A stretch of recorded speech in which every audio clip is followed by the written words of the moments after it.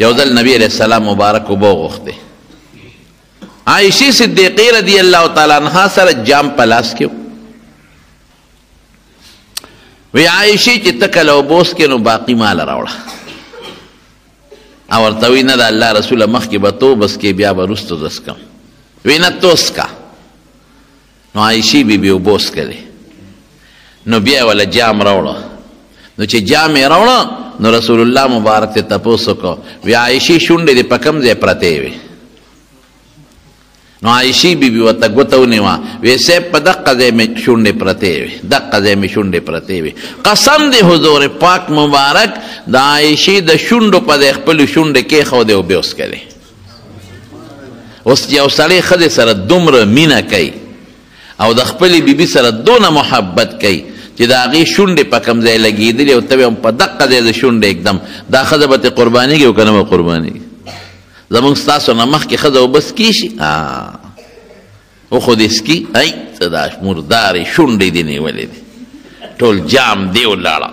خدای بیخ وباسه ورشه توی که شابه او جام شوړه که نه بیا پکې اوبه راوړه دا د شریعت خلاف خبرې دي ښځه څه وینځه خو نه ده ښځه د سړي څه نوکره خو نه ده خو چې ته سینګ د الله بنده دا هم د خدای بندګۍ ده ته چې سینګ په دې خفه کېږي چې زما دې څوک بېعزتي وکړي الله هم په دې خفه کېږي چې ته د ښځې بېعزتي وکړي نو حضور پاک فرمایي چې بهترین سړی هغه دی چې هغه د خپل اهل و عیال سره ښي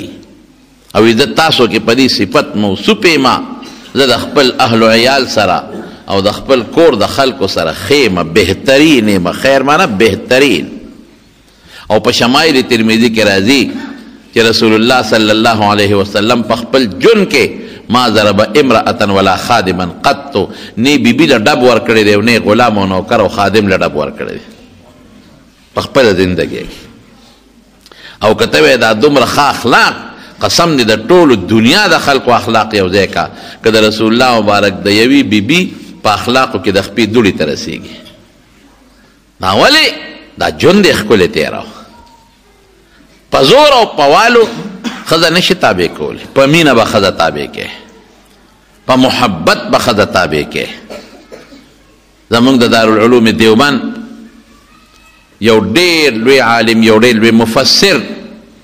مولانا احمد علی لاهوري رحمت الله علیه لوی سړی تېر شوی دی په خپله قصه کوي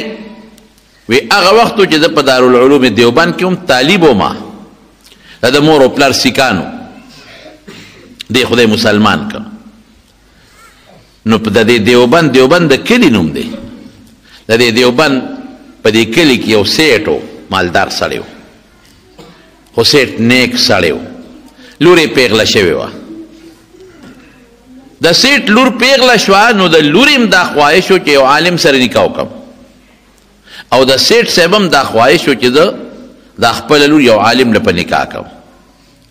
یو بل سره مشوره وکړه چې زما د لور هم خواهش دی زما هم خواهش دی